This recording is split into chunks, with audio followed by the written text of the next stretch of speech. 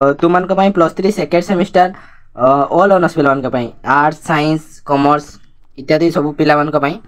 तुमनको जो कंपलसरी ओडिया ठीक अच्छे कंपलसरी ओडिया साक्षात्कार और भाषण नामा यहाँ बहुत पिलाମାନଙ୍କ मन बहुत प्रश्न उठे जे एटा बहुत माने बुझी पारती ना बहुत कष्ट भावती किंतु ताहा नुहे यह माने यह तुम मैंने गोटे भल भाव बुझी जाओ ठीक अच्छे बुझला तुम्हें एगुड़ाक निज मन ही लिखी हम एगुड़ा किसी घुषिला पाठ ना खाली एका मन रह बुझ तापर एका निजे भी मध्य लेखि पारिबो। तो प्रथमे कौन अच्छे साक्षात्कार व्यक्ति व्यक्ति मध्य ही समाहित होता है गोटे व्यक्ति आ गोटे व्यक्ति मध्य समाहित होता है मात्र अभिमुख दृष्टि यह अप्रतिहत प्रभावगण जीवन में उपलब्ध होता है। यह एक संयोगकारी अभिप्राय निर्दिष्ट प्रसंग ए प्रमुखता लभि थाए प्रसंगानुरोध व्यक्तिगत संघर्ष चर्चा को आसी थाए व्यक्ति समाज राष्ट्र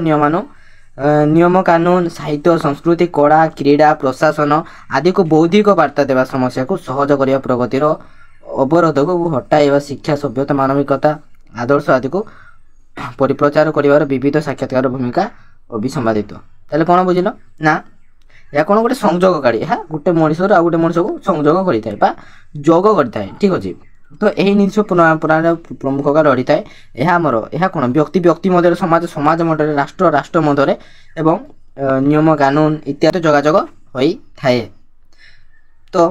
साक्षात्कार साक्षात्कार देउथवा व्यक्ति विशेष नेउथवा व्यक्ति विशेष उभय चर्चार परिधि आसती साक्षात्कार जी दौथ्व एवं जी नौथ्व उभय चर्चार आसती जो साक्षात्कार सह साक्षात्कार नि जाए जो प्रशंसा साक्षात्कार करा जाए उत्तरटीर जोगसूत्र पारस्परिक संबंधित ही होता है। ताले कौन बुझल ना जो व्यक्ति सह साक्षात्कार नि जाए ठीक अच्छे तो से व्यक्ति साक्षात्कार जो जोगसूत्र पारस्परिक संबंधन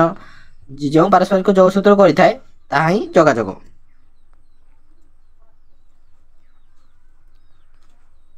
तापर साक्षात्कार देवारे प्रमुख पुरुष मान्य लाभ करिथांती जो माने एमानकर साक्षात्कार नियंती सेमानकर निर्दिष्ट अवरोध नथिले साक्षात्कार अभिमुख्य दिशाहरा सेवा अस्वाभाविक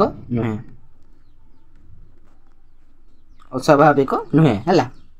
तापर कौन तेबे साक्षात्कार देउथवा और नेउथवा व्यक्ति विशेष निर्दिष्ट प्रसंग उपरे साक्षात संलाप कला बेले यह एक जनजीवन राष्ट्रीय भावना दिगरु केते दूर सुदूर प्रसारी प्रभावनिष्ठ हेबो केते दूर वितर्कत हेबो ताहा प्रथमे विचार को नेबा आवश्यक। एटार कौन बुझिल ना आमे जेतेबेले कौन जोगाजोग करि थाउ गोटे व्यक्ति आ गोटे व्यक्ति सहित जेतेबेले जोगाजोग प्रक्रिया चली थाए सेतेबेले कौन ना जी साक्षात्कार देउथबो नेउथबो व्यक्ति विशेष निर्दिष्ट उपरे प्रशंसा बा संलाप कला बेले यह एक कौन जीवन और राष्ट्रीय भावना दिगरु केते माने ते कथाटा केते ठीक